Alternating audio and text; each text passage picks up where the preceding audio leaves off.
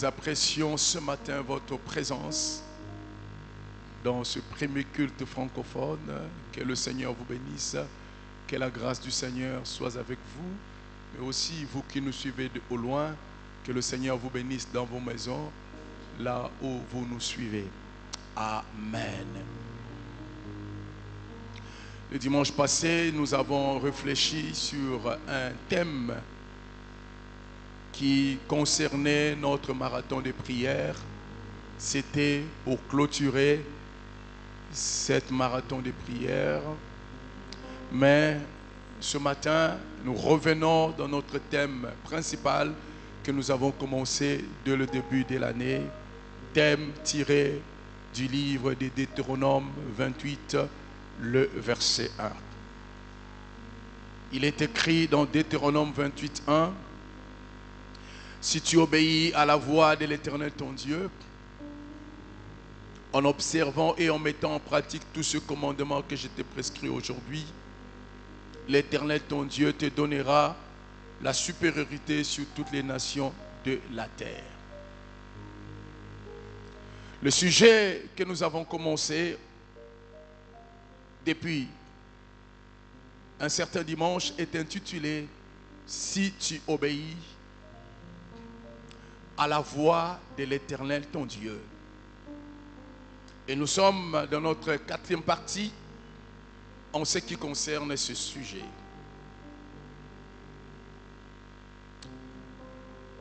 Pour faire un petit récapitulatif de ce que nous avions enseigné dans le dimanche passé,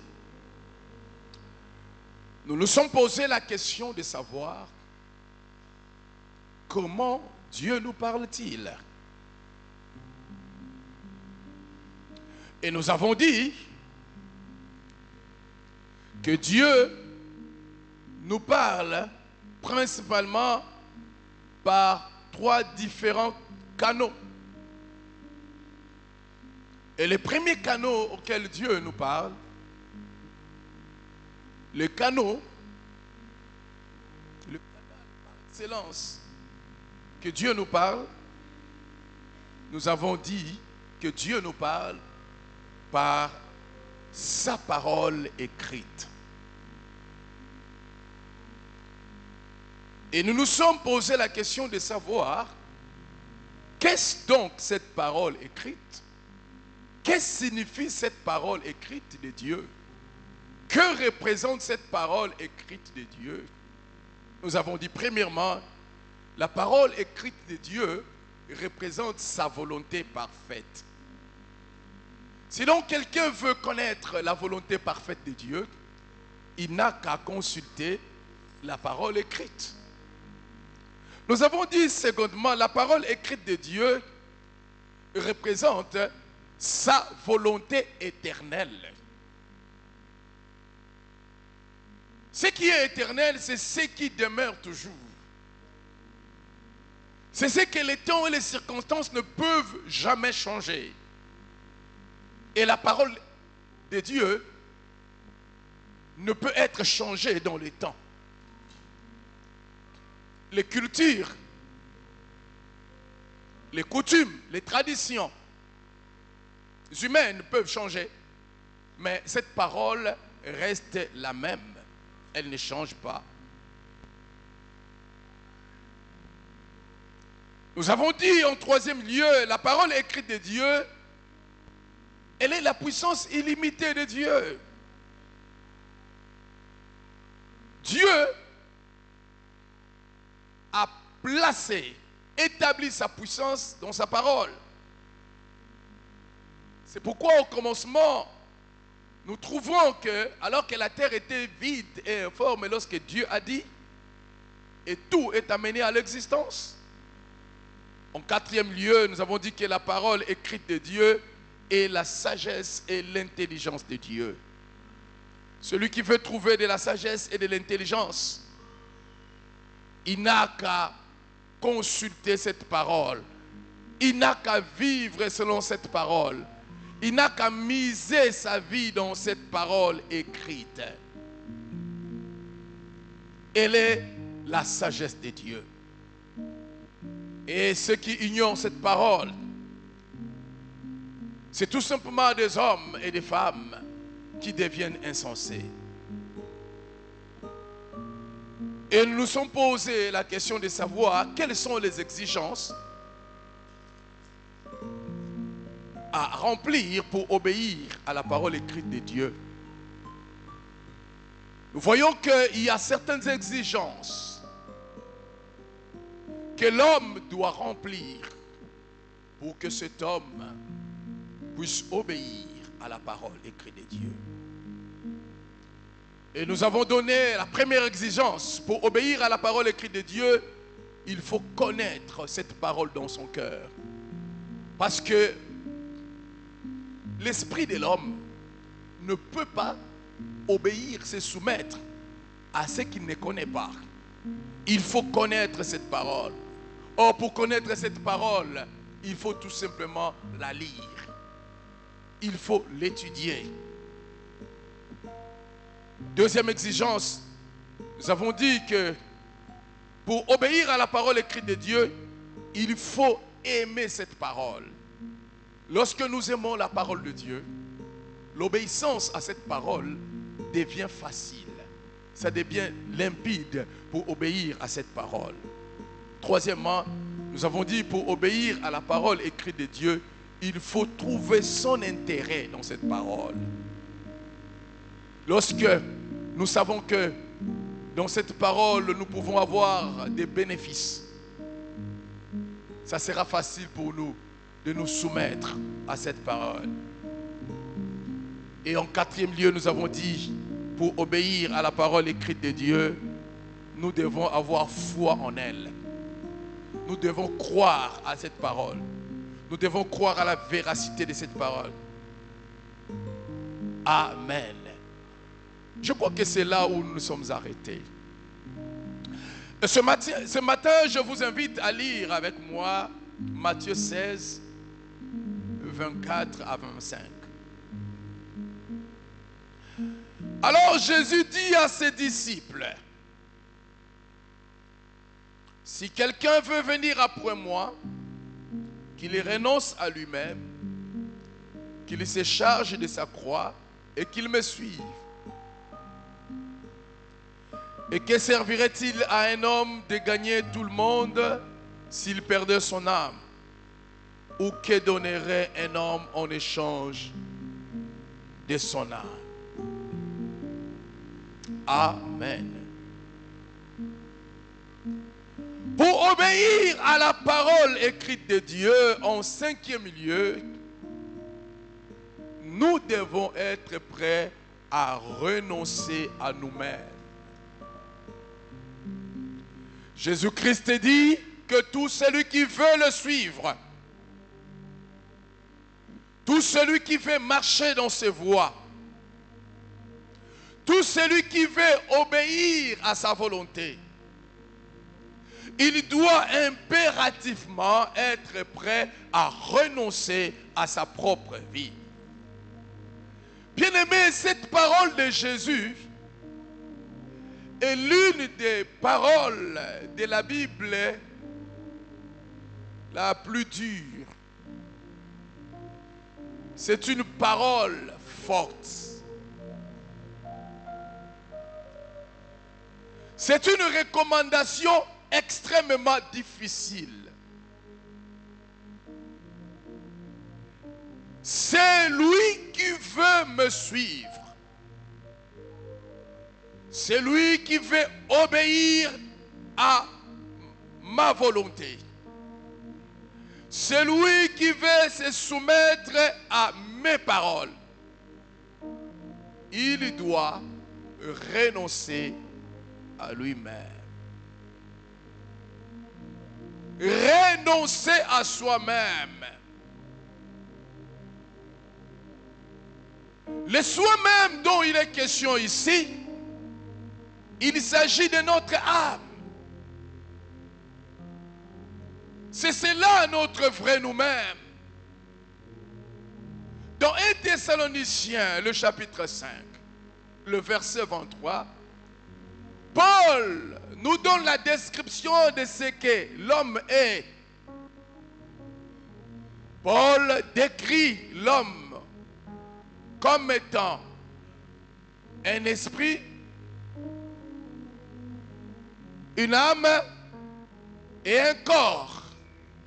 Il décrit l'homme comme étant une créature ayant 3 parties. Cet homme a un esprit, il a une âme et il a un corps. C'est ce qu'il dit dans le livre de 1 Thessaloniciens 5, 23. Il dit que le Dieu de paix vous sanctifie lui-même tout entier. Quel est cet entier? Que tout votre être, l'esprit, l'âme et le corps, soient conservés irrépréhensibles lors de l'avènement de notre Seigneur Jésus-Christ.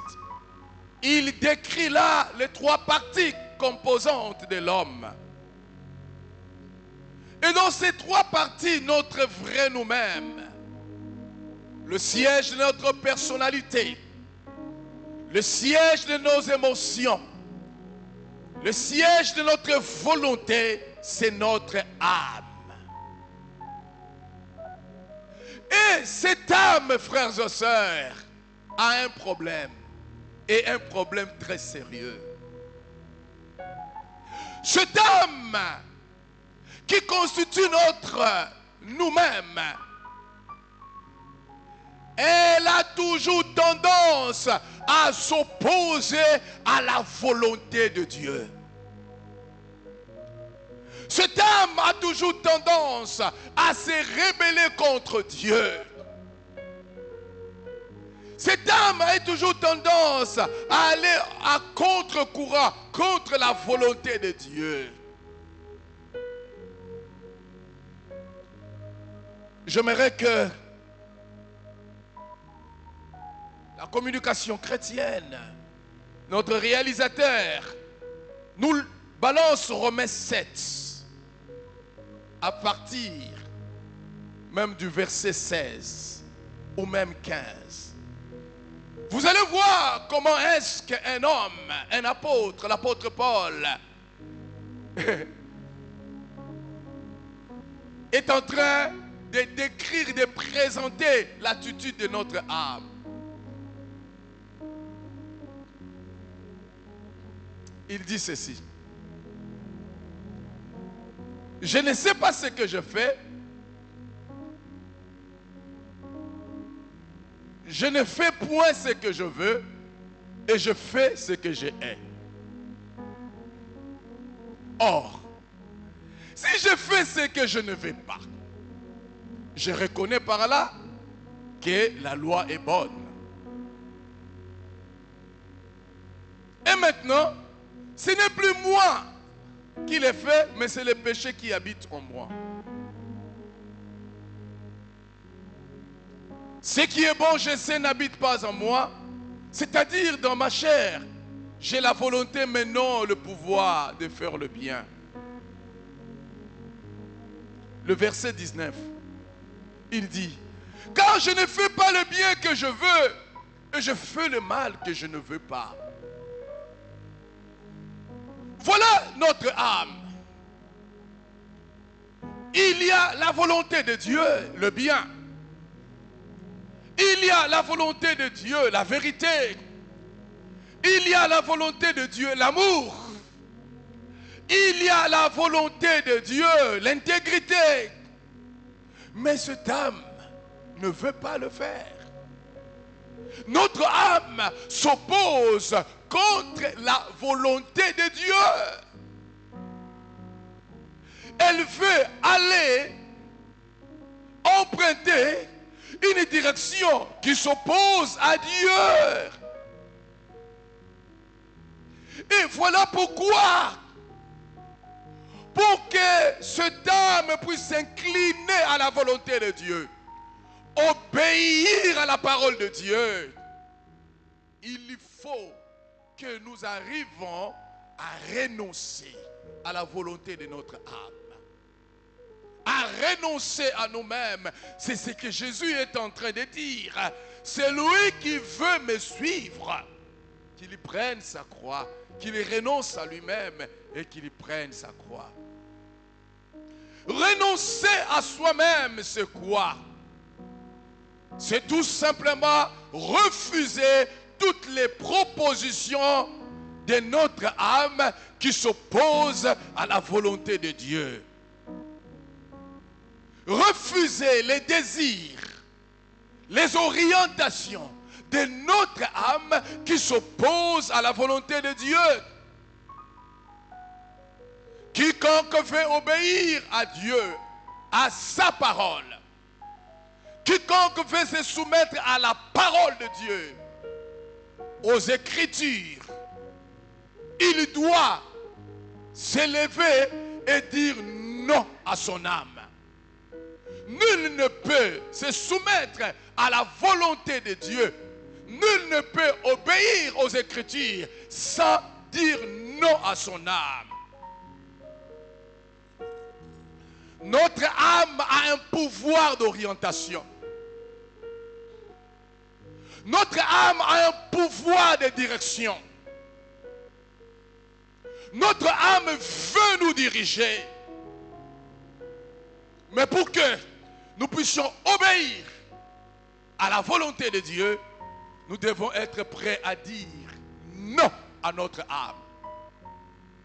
Vous savez, la volonté de l'âme est tellement puissante que si l'homme n'arrive pas à dire non à cela, il n'obéira jamais à Dieu. Jésus-Christ, en tant qu'homme, né de la femme, il a connu cette bataille dans son cœur. Son âme à lui a voulu l'amener dans une autre direction. Écoutez ce qu'il est écrit dans le livre de Matthieu 26, 39. La prière que Jésus fait avant de monter à la croix, avant de prendre sa croix, alors qu'il était dans le jardin de Gethsémane. Matthieu 26, 39. Puis ayant fait quelques pas en avant, il se jeta sur sa face et pria ainsi: Mon Père, s'il est possible que cette coupe s'éloigne de moi, toutefois, non pas ce que je veux, mais ce que toi tu veux, mais ce que tu veux. C'est-à-dire, mes frères, Jésus était en train de voir la souffrance. Il était en train de voir les chemins qu'il devait traverser. Il était en train de voir la douleur qu'il devait connaître. Et son âme lui dit non. Pourquoi connaître une telle souffrance? Non.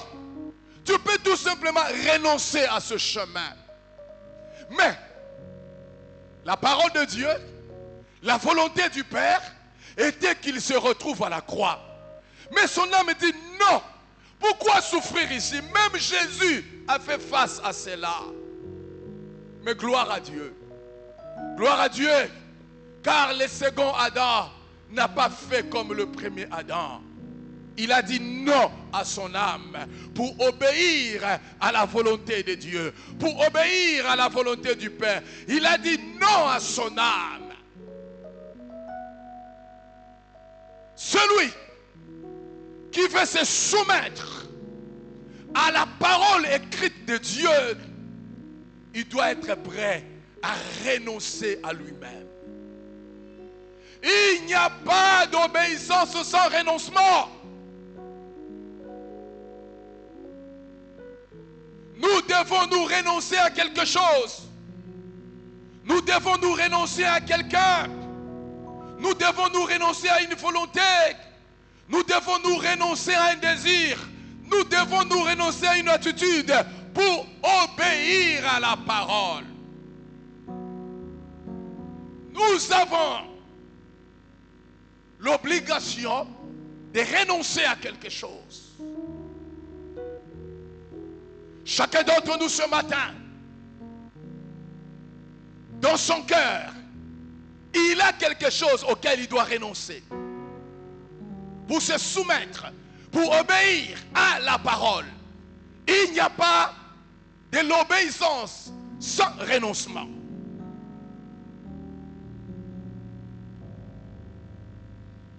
Renoncer à soi-même veut dire en second lieu payer les prix pour obéir à la parole de Dieu.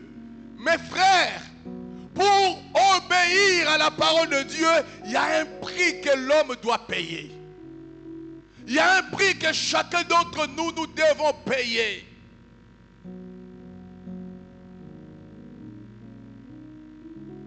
Quiconque doit obéir à la parole de Dieu doit savoir qu'il y a un prix à payer. Jésus dit ceci dans Jean 16, le verset 33.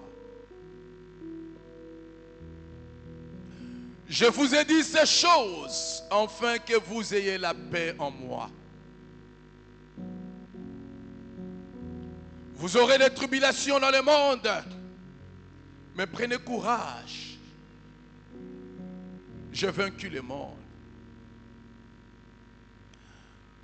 Frères et sœurs, les systèmes qui dirigent ce monde,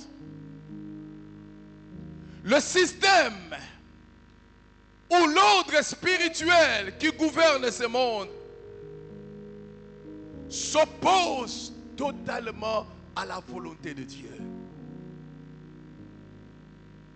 Cet ordre-là n'est pas soumis à la volonté de Dieu. L'ordre qui gouverne le monde s'oppose à la volonté de Dieu. Alors tout celui qui veut obéir à la volonté de Dieu, tout celui qui veut obéir à la parole de Dieu, doit savoir qu'il y a un prix auquel il doit payer. Il y a un prix auquel il doit payer. C'est pourquoi, mes frères, celui qui veut se soumettre totalement à la parole de Dieu par rapport à ce monde qui s'oppose à la volonté de Dieu, il sera traité par les hommes comme étant une personne aliénée, une personne dépassée, une personne qui n'est pas à la page, une personne qui ne comprend pas bien les choses. Il sera traité comme une personne qui ne comprend pas que les saisons ont changé, les temps ont changé.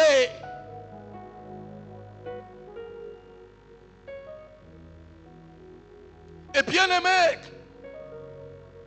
cet homme-là, cette personne-là, il sera méprisé.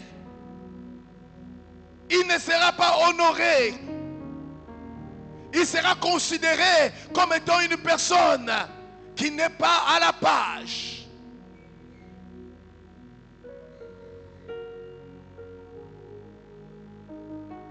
Pourquoi?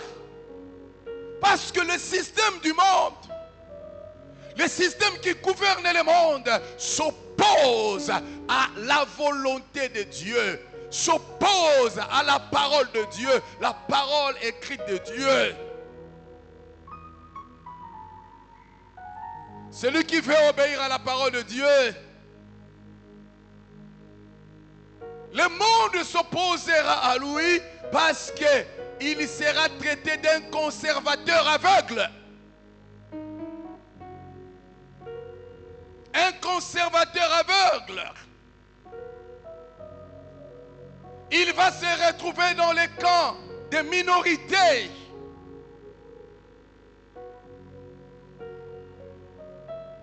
Mais il est mieux vaut pour un homme d'être du côté de la minorité avec Dieu que d'être du côté du grand nombre sans Dieu.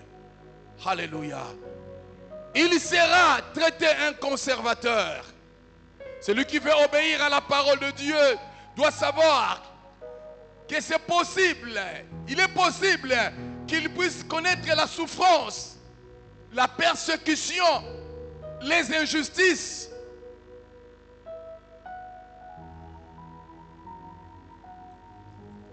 Dans la parole de Dieu, nous trouvons 3 jeunes hommes. Dans le livre de Daniel 3, 16 à 18. Vous pouvez faire la lecture à la maison. Commençons par le premier verset. Daniel 3, 16 à 18.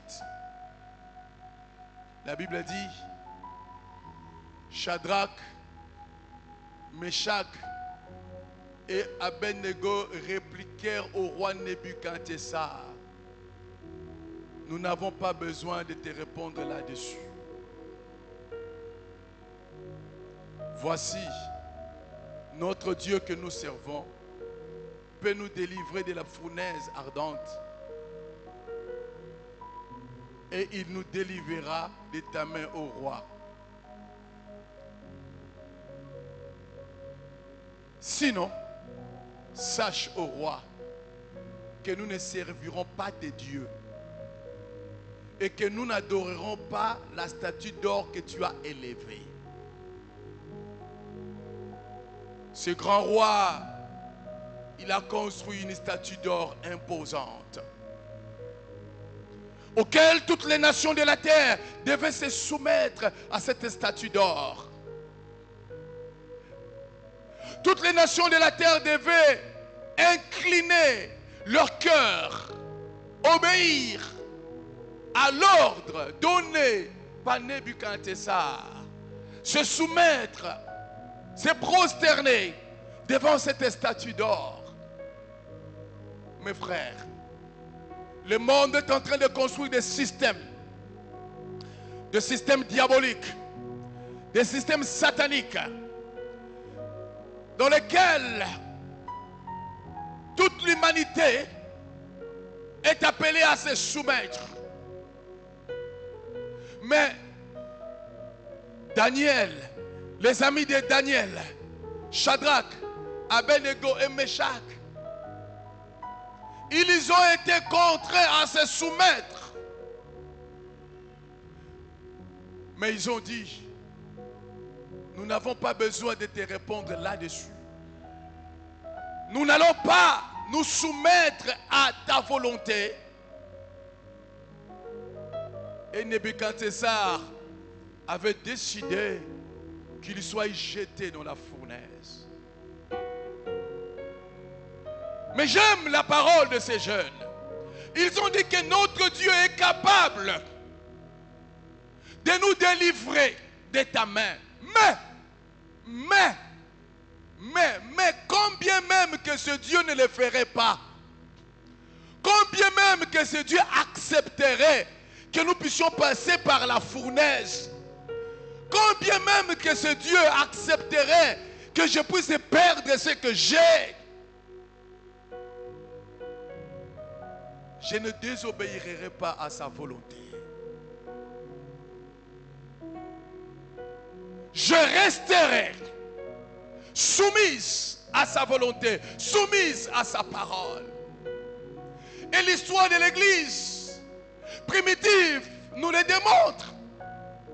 Combien les disciples de Christ qui ont cherché à se soumettre, à obéir à sa parole, ils ont été arrêtés, ils ont été persécutés, ils ont été privés d'autant de bonnes choses de la vie à cause de la soumission à la parole de Dieu. Mes frères, cette parole peut nous amener, l'obéissance à la parole de Dieu n'amène pas seulement les actions de grâce, ça peut amener des larmes, ça peut amener des chagrins, ça peut amener la souffrance, ça n'amène pas seulement de la verdure, ça peut nous conduire dans le désert. L'obéissance à cette parole.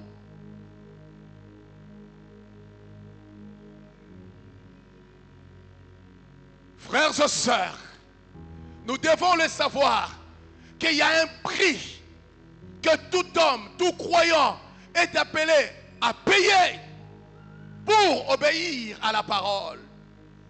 Peut-être aujourd'hui, vous n'avez pas encore de sollicitations, de désobéissance, de révoltes contre la parole de Dieu.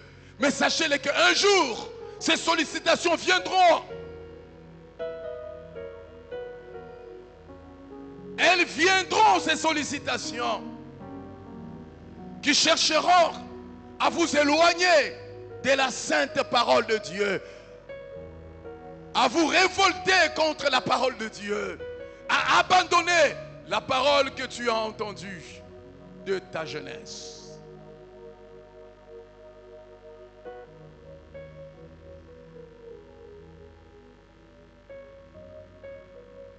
Il y a un évêque dans l'histoire de l'Église. Il était disciple de l'apôtre Jean. Son nom était Polycarpe. Cet homme avait vieilli. Il avait marché avec Jésus tout le long de sa vie, depuis sa jeunesse. Et il avait plus de 80 ans. Cet empereur meurtrier, destructeur des hommes, cet empereur romain méchant, Néron, fut arrêté cet homme à cause de sa foi.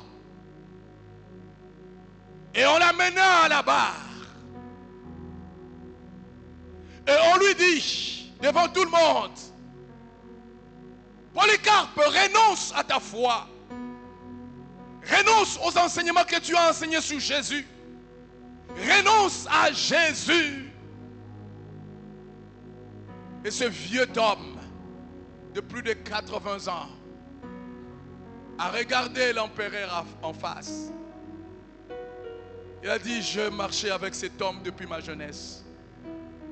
Jésus de Nazareth. Je l'ai adoré depuis ma jeunesse. Je l'ai servi depuis ma jeunesse. Et ce Jésus ne m'a jamais fait quelque chose de mal. Et tu me dis de renoncer à lui, de le trahir. Polycarpe dit devant cette multitude, je ne le ferai pas. Cet homme ne m'a fait que du bien. Il ne m'a jamais fait du mal. Pourquoi le trahirais-je? Mes frères, l'obéissance à la parole de Dieu peut vous amener des problèmes. Ça peut vous amener à être licencié, à devenir chômeur et à manquer de quoi manger. L'obéissance à la parole de Dieu. Aujourd'hui, il y a des lieux dans lesquels on vous propose, pour avoir une promotion, pour être élevé, pour toucher beaucoup d'argent, il faut entrer dans un loge, il faut entrer dans un système diabolique. Et quand vous ne le faites pas, on dit qu'il n'est pas du nôtre. Il n'est pas de notre obédience. Il n'est pas de notre camp. Alors, il faut le faire sauter. Vous avez des responsabilités. Vous avez des enfants. Vous avez une femme. Vous avez une maison à louer. Vous avez des enfants que vous faites étudier. Et en un rien de temps, vous devez devenir un chômeur. Obéirez-vous à la parole? Resterez-vous soumise à cette parole? Polycarpe a dit non, cet homme m'a fait que du bien. Pourquoi est-ce que je le trahirais? On a allumé un bûcher et ces derniers disciples de l'apôtre Jean, on l'a brûlé vivant. Il est parti, il est mort. La parole de Dieu, l'obéissance à la parole de Dieu peut nous amener des persécutions. Jésus l'a dit. Vous serez persécutés dans le monde. Nous devons faire très attention. Lorsque tout semble être marcher très bien avec nous, est-ce que nous ne nous sommes pas déjà compromises? Lorsque tout semble vraiment très bien marcher. Parce que jamais, jamais, les royaumes des ténèbres, le diable et ses démons ne laisseront à l'aise, dans la paix, quelqu'un qui a choisi d'obéir aux Écritures. Vous connaîtrez des problèmes. L'obéissance à la parole de Dieu peut nous amener des problèmes. Mais Jésus a dit, prenez courage, car j'ai vaincu le monde. Alléluia. Prenez courage.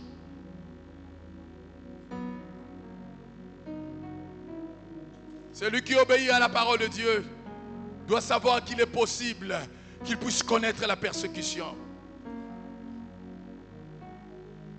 Alléluia. Je prie ce matin que le Seigneur nous aide à nous soumettre à cette parole. Quel que soit les prix que nous devons payer, que l'Esprit de Dieu nous aide. Que l'Esprit de Dieu nous aide. Frères et sœurs, il y aura un jour, le Seigneur viendra nous délivrer de ce corps de souffrance. Amen, amen. Il y aura un jour, nous serons dans l'éternité avec lui. Il y aura un jour, les larmes que nous avons déversées sur la terre seront essuyées. Car la Bible dit, il essuiera les larmes de leurs yeux. Je vais conclure par les témoignages de ces missionnaires. Un vieux missionnaire qui avait fait un grand travail dans la mission à l'extérieur de l'Amérique. Dans ce travail, les âmes étaient sauvées, des vies étaient transformées. Je crois que c'était en Inde. Après avoir travaillé autant d'années, il était en train de rentrer aux États-Unis. Et il était en train de rentrer dans le même navire que le président de l'Amérique. Il était en train de rentrer. Quand il est arrivé aux États-Unis, il avait vieilli, son corps était fatigué. Quand il est arrivé, il y avait une grande foule qui était dehors. Un tapis rouge était déroulé pour le chef de l'État de la nation la plus puissante de la terre. Alors, le chef de l'État est descendu de ce navire avec les fanfares militaires, les honneurs militaires qui étaient en train de l'accueillir. Il est descendu, la foule était à liesse, accueillant le chef. Et puis tout s'est arrêté, le chef est parti. Le vieux missionnaire, quand il est descendu, il n'avait même pas de gens de l'église pour l'accueillir. Il n'avait personne qui pouvait les regarder. Et quand il est allé dans sa chambre, il a commencé à pleurer. Il a dit, Seigneur, tout ce travail que je fais, personne, ne fût-ce qu'une seule personne pour m'accueillir. Je rentre comme un inconnu dans le pays. Et il reçoit une vision. Le Seigneur lui dit, fils, le chef de l'État de l'Amérique est rentré dans son pays. Mais toi, tu n'es pas encore rentré. Tu n'es pas encore rentré dans ton pays. Le jour que tu rentreras dans ton pays, dans ta patrie céleste, les armées des anges seront là avec des fanfares pour t'accueillir. Toi qui as servi le Seigneur. Mes frères, acceptons de payer les prix, de souffrir à cause de la parole. Car il y a un jour, dans l'éternité de gloire, les armées des cieux vont nous accueillir. Alléluia. Les armées des cieux vont nous accueillir. Ne trahissez pas le Seigneur. Acceptez de tout perdre. Acceptez de souffrir pour avoir obéi à la parole. Pour avoir accepté la soumission à la parole de Dieu. Acceptez cela. Bientôt, très bientôt, notre délivrance viendra. Bientôt, très bientôt, nous nous allons voir le Seigneur. Bientôt, très bientôt, nous serons dans la gloire.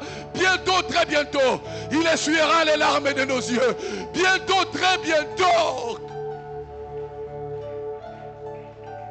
Bientôt, très bientôt, nous allons voir le Seigneur.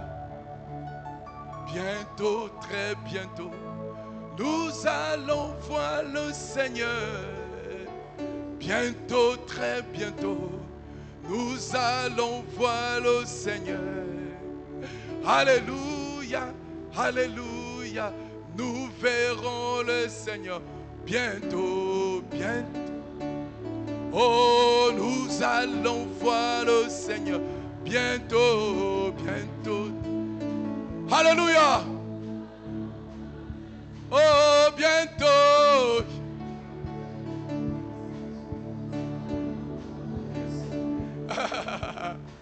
Attendez. Quelque chose me vient à l'esprit. Une de nos sœurs qui était ici m'a donné un témoignage. Il m'a envoyé ça sur WhatsApp. Elle est en France. Vous le connaissez très bien. Elle était parmi ceux qui décoraient ici. Elle a placé, elle a demandé, cherché du travail sur les nets. Et on l'a appelé quelque part pour le travail. On a dit, nous avons vu votre profil et ça nous intéresse. Viens. Histoire vraie, c'est elle qui me rencontre. Il dit, je suis arrivé, papa, dans cet endroit. Je ne suis jamais entré dans un endroit comme ça. C'est une villa. Habillé dans le parking, il y avait autant de voitures de luxe. J'ai vu un monsieur avec sa femme. Ce monsieur avec sa femme m'ont dit, tu vois, nous voulons que tu travailles pour nous. Et nous allons bien te payer. Beaucoup d'argent. Et même, regarde tout ça. C'est possible même, comme c'était un vieux couple, c'est possible même que tu deviennes même héritière ici. Mais tu vois, moi et ma femme, nous sommes dans un couple des gens libres. C'est-à-dire que la femme peut sortir avec son mari, avec l'homme qu'il veut. Moi aussi, je peux sortir avec la femme que je veux. Alors, moi, je veux que maintenant, ici, je veux commencer à sortir avec toi. Ici, dans la maison, et ma femme sera en train d'observer. Et je te donnerai tout. Je te donnerai tout. Ma femme sera en train d'observer. Et il me dit, papa, cette maison était bourrée de caméras. Donc moi, je dois aller avec ce vieux papa et sa femme est là en train d'observer. C'est une sœur, elle était en train de faire. Elle m'avait dit que même qu'elle voudrait faire ce témoignage. Elle était en train de faire des fleurs ici. Il dit, j'ai regardé à ma foi les enseignements que tu nous enseignais. J'ai dit donc, je dois perdre toute ma foi à cause de l'argent. Et on a dit qu'on va me donner beaucoup d'argent. Quand je regarde les parkings, c'était des gens riches. Des véhicules, des classes étaient là dans leur parking. Tu peux me mériter ça. Voyez, nous on a vieilli. Mais quand on était jeunes, on n'a pas vraiment fait la vie. Mais toi, nous trouvons que vous les Congolais, vous savez bien faire les choses. Je dis, papa, j'ai regardé ma foi. J'ai commencé à prier dans mon cœur. J'ai dit, Seigneur, fais-moi sortir. Fais-moi sortir de ce lieu. Fais-moi sortir de ce lieu. Une force est entrée en elle. Elle a dit, non, je ne peux pas faire ça. Cet homme a rougi. Cet homme s'est mis en colère. Il les regarde, il dit, nous connaissons ton adresse. Nous savons te localiser. Ce que tu as entendu ici, ne le dis à personne. Il dit, papa, quand je suis sorti, j'ai tremblé. J'ai dit, est-ce qu'on ne va pas me tuer ici? Quand je suis arrivé dehors, comme c'était une ville un peu excentrée avec d'autres villes, j'étais en train de courir. J'ai dit, est-ce que je ne vais pas mourir?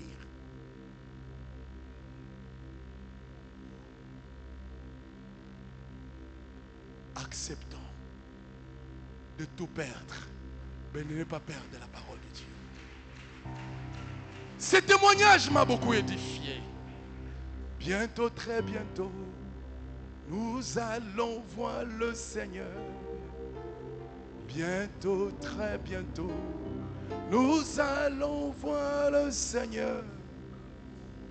Bientôt, très bientôt, nous allons voir le Seigneur. Alléluia, alléluia, nous verrons le Seigneur. Est-ce que tu peux te tenir debout?